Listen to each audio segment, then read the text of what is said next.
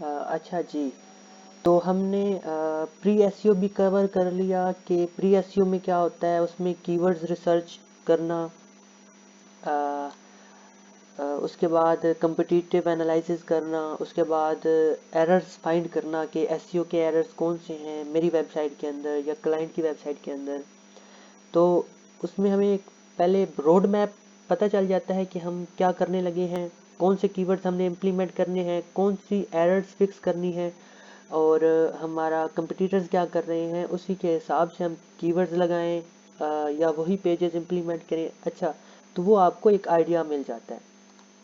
ठीक है। मुझे पता है बहुत सी ये बोरिंग है चीज़ें, नई चीज़ें हैं। अगर बिल्कुल बेसिक ही हम कर रहे हैं तो बहुत सी चीज़ें बोरिंग भी हैं, समझ भी नहीं आने वाली, बिल्कुल न्यू कंसेप्ट्स हैं। लेकिन क्या है कि हमारे सारी जितनी भी हमारी क्यूरीज हैं, जितने भी हमारे सवालात हैं, वो सारे कवर हो जाने हैं जब हम किसी वेबसाइट की एसईओ इम्प्लीमेंट करेंगे।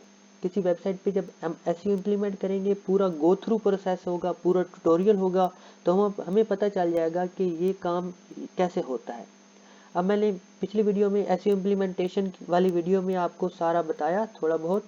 तो ब्रोकन लिंक्स कैसे फाइंड होती हैं वो मैं आपको लग रहा होगा कि बहुत मुश्किल है, लेकिन सिंपली बिल्कुल इजी है। आपको पता लग रहा होगा कि कीवर्ड्स कैसे इंप्लीमेंट करते हैं, मुश्किल लग रहा होगा, लेकिन बिल्कुल इजी है, आसानी से हो जाएगा। अच्छा, गूगल एनालिटिक्स सेटअप कैसे होता है या सर्च कंसोल का सेटअप कैसे होता है, वो आपको बिल्कुल इजी है, बिल्कुल सिंपल, सेम स्टेप फॉलो करने होंगे आपने, वो बिल्कुल इजी होगा। ठीक है। तो अब तीसरा और लास्ट जो स्टेप है ऑन पेज एसईओ का, वो होता है पोस्ट एसईओ। मतलब हमने एसईओ प्री एसईओ में पहले देख लिया कि क्या क्या करना है, एक जहन में माइंड रोड मैप बना लिया, फिर हमने एसईओ इम्प्लीमेंट भी कर ली। अब एंड पे क्या है कि पोस्ट एसईओ आखिरी स्टेप, कि हमने बस उस पर फिर एक की पेन आई, उस पर एक बस निगाह रखनी है कि हमने जो काम किया वो क्या है। हमने सबसे पहले स्टेप है मेजर इंडेक्सेशन प्रोसेस, कि इंडेक्सेशन हमारी हुई है कि नहीं हुई। ठीक है। उसके लिए हम सर्च कंसोल यूज़ करते हैं, गूगल सर्च कंसोल। ये भी फ्री टूल है, गूगल का अपना है, वेबमास्टर टूल है। अच्छा, उसके बाद हम दूसरा देखते हैं एनालिटिक्स। ये गूगल एनालिटिक्स एक टूल है। अच्छा, मैंने जब एसईओ इम्प्लीमेंटेशन वाले हम देख रहे थे, उसके अंदर मैंने आपको बताया था कि हम सर्च कंसोल का सेटअप या गूगल वेबमास्टर या सर्च इंजन वेबमास्टर्स के बारे में पढ़ेंगे, देखेंगे। वो इसमें भी थोड़ा सा आपको थोड़ा सा इंट्रोडक्शन हो जाएगा कि गूगल सर्च कंसोल क्या होती है, या ये गूगल गूगल सर्च कंसोल असल में गूगल या सर्च इंजन वेबमास्टर टूल ही है। एनालिटिक्स है, उसमें क्या है, तो हमने सिंपली क्या करना है कि इंडेक्सेशन प्रोसेस को मेजर करते रहना है। अब कोई भी वेबसाइट उठा लें, सर्च प्रॉपर्टी मींस कि आप वेबमास्टर के अंदर अपनी वेबसाइट को ऐड किए होता है आपने, तो आप यही वाली वेबसाइट देख लें। ठीक है। तो आपने देखना है कि हाँ, अब इसके साइट मैप सारे ऐड हैं। ठीक है जी। लास्ट रीड कब है इसका, 11 सितंबर, आज ही है। ठीक है। सबमिट कब किया था, आज ही सबमिट करवाया था। डिस्कवर यूआरएल्स कितनी हैं, वो देखा हमने। अच्छा, कवरेज देखेंगे कि अभी तो कवरेज अभी तक नहीं, क्योंकि आज ही साइट में सबमिट किए हैं, तो इसकी कवरेज नहीं नज़र आ रही, थोड़ी देर बाद कवरेज शो होगी। कोई और वेबसाइट देख लेते हैं, यहाँ पे टू पीस स्टोर देख लेते हैं। ये एक वेबसाइट है, मैंने ऑप्टिमाइज की थी। अब इसकी कवरेज देखें तो आपको पता चलेगा कि एरर कोई नहीं है इसके अंदर। ठीक है। और 228 पेजेस वैलिड हैं और 361 एक्सक्लूडेड हैं। ये लिंक्स होंगी जो एक्सक्लूडेड होंगी, और ये एरर टाइप उसने बताया है। ये एरर फिक्स करने होंगे। और ये पोस्ट एसईओ इसलिए होती है, ये मैं इसलिए रखता हूँ कि अपने क्लाइंट को फिर बताऊँ कि आपकी वेबसाइट के अंदर ये एरर आ रहा है। और ज़ाहिर बात है, जब वो फिक्स करवाना चाह रहे होंगे तो उसके लिए हम उनसे एक्स्ट्रा भी चार्ज कर सकते हैं या कुछ ऐसे, तो वो हो सकता है। अच्छा, फिर उसके बाद परफॉर्मेंस पे अगर हम क्लिक करें तो देखेंगे कि हमारी ठीक है, लास्ट 3 मंथ में या लास्ट 2 डेज में, 7 डेज में क्या क्या हुआ।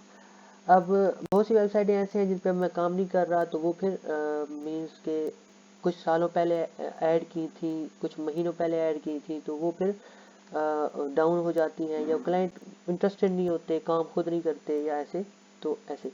अब वो देखिए लास्ट 7 डेज में उनकी 0 क्लिक 2 इम्प्रेशन और कोई एवरेज पोजीशन उनकी 5। हमें पता चला ये एवरेज रैंक है उनका, मतलब उनकी इतने नंबर वाले पेज पे आ रही हैं उनकी वेबसाइटें, या ऐसे करके। तो परफॉर्मेंस हमने ये देखनी है और ये देखते रहना है कि अब हमारी वेबसाइट पे कितनी क्लिक्स आ रही हैं, इम्प्रेशंस क्यों नहीं आ रहे, कौन से कीवर्ड्स पे हमारी वेबसाइट आ रही है, कौन से पेजेस ऊपर आ रहे हैं, कौन सी कंट्री से ट्रैफिक आ रही है, हमें इनकी ट्रैफिक आ रही है ऑस्ट्रेलिया और रशिया से, किस डिवाइस से हमारी ट्रैफिक आ रही है, हमारी वेबसाइट सर्च अपेयरेंस में आ रही है कि नहीं आ रही, मतलब ये सारी चीज़ें हम देखेंगे। ये हम अपनी वेबसाइट के लिए भी इसी तरह कीप एन आई रखेंगे, देखते रहेंगे कि हमारी वेबसाइट के ऊपर ट्रैफिक कितनी आ रही है, हम इसको बढ़ा कैसे सकते हैं, कंपटीटिव एनालिसिस से हम न्यू आइडियाज़ कैसे ले सकते हैं, कौन सा कंटेंट नया अपलोड करें, कौन से कीवर्ड्स नए अपडेट करें। अब ये वाली वेबसाइट इसको दोबारा एसईओ की ज़रूरत है, नया कंटेंट अपडेट करने की ज़रूरत है। तो इसी तरह फिर मीन्स के हम देख सकते हैं कि क्या हम ने इम्प्रूव करना है, वो हम पोस्ट एसईओ इसलिए ज़रूरी है। फिर हम जो एरर्स हमें मिलेंगे सर्च कंसोल के अंदर, जो वेबसाइट ने गूगल ने बताए होंगे कि ये आपकी वेबसाइट के अंदर एरर है, तो आप वो उनको रिजॉल्व करते रहें। फिर हम कीवर्ड्स की रैंकिंग को ट्रैक करेंगे कि अब इसके कीवर्ड 5th पेज पे आ रहे हैं, तो मीन्स के ठीक है 5th पोजीशन पे आ रहे हैं, सॉरी, तो इसका मतलब है कि अच्छा ठीक है और हमें बढ़ाना है, ऐसे करना है। तो मीन्स हम इसलिए ज़रूरी है मेजर करने के लिए। एक तो मेजर करने के लिए हम सर्च कंसोल का टूल यूज़ करेंगे, ये फ्री है, ये मिलता है गूगल की तरफ से है।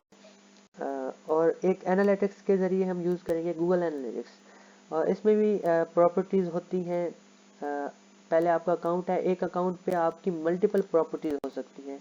अब यही प्रॉपर्टी है, अब कोई वेबसाइट ये वाली निकाल लेते हैं स्टडी आउल के नाम से, तो अब देखेंगे कि इसकी वेबसाइट ये वाली हमने उठा ली वेबसाइट, और यहाँ पे हम जब इसको खोलेंगे एक्सपेंड करेंगे तो देखेंगे कि इनकी ऑडियंस किस तरह की है, ओवरव्यू पे जाएंगे कि कहाँ से ऑडियंस आ रही है, अ, वो हम मेजर करेंगे यहाँ पे ऐसे। यहाँ पे आपको सारा बताएगा कि डेमोग्राफीज कहाँ कहाँ से लोग देख रहे हैं, उनके इंटरेस्ट क्या हैं, बिहेवियर कैसा है, तो ये सारा एक चार्ट है, आपको बताएगा कि न्यू यूज़र इतने आ रहे हैं, इतने सेशंस होते हैं, मतलब हुए हैं, पेजेस बाउंस रेट ये है, वो सारी चीज़ें ये एडवांस एसईओ में एक पूरा कंसेप्ट है। ठीक है, तो आपको मीन्स ये सारी चीज़ें एक्सप्लोर करेंगे तो आपको ऑटोमेटिकली पता चल जाएगा। अब देखें लैंग्वेजेस, कौन सी लैंग्वेज के लोग ज़्यादा हमारे यूज़र हैं, कंट्री कहाँ कहाँ से आ रही हैं विजिटर्स, नेदरलैंड से आ रहे हैं, पाकिस्तान से, बेल्जियम से, इनकी इतने यूज़र्स यहाँ से आते हैं, कौन सा ब्राउज़र यूज़ करते हैं वो आपको पता चलेगा, मोबाइल कौन सा यूज़ करते हैं, एंड्रॉयड, आईओएस, तो ये सारे वहाँ पे आपको पता चलेगा, उनका बिहेवियर क्या है, क्या करते हैं। तो आप उसी हिसाब से फिर कंटेंट लगाएंगे। अगर आपके ज़्यादा वुमेन्स देखते हैं आपके ब्लॉग्स को या वेबसाइट को, तो आप फिर वुमेन उनके अकॉर्डिंग ही कंटेंट बनाएंगे। तो ये एनालिटिक्स और ये सारी चीज़ें, और फिर अपने क्लाइंट्स को आप आइडियाज़ भी दे सकते हैं कि जी आपकी वेबसाइट पे ना इस तरह की ऑडियंस आ रही है, आप उस तरह की वेबसाइट पे शिफ्ट हो जाएं, उसी तरह का कंटेंट बना लें। तो ये आपको एनालिटिक्स से इतना ज़रूरी है आपके लिए। आपको पता है कि ज़्यादातर यूज़र्स हमारे एंड्रॉयड यूज़ करते हैं, या मोबाइल पे देख रहे हैं हमें, ब्राउज़र से कम देख रहे हैं, तो फिर आप ऐसा अपनी वेबसाइट को बना लें कि वो वेब मोबाइल फ्रेंडली हो, मोबाइल पे इजीली यूज़ हो सकती हो। तो ऐसे करके आप गूगल एनालिटिक्स और सर्च कंसोल से देख सकते हैं। ये एसईओ इम्प्लीमेंट करने के बाद सजेशंस या परफॉर्मेंस देखना, और सजेशंस आपको मिलती हैं कि नेक्स्ट मुझे क्या करना है, रोड मैप आपको मिलेगा। तो ये पोस्ट एसईओ ये है, ठीक है।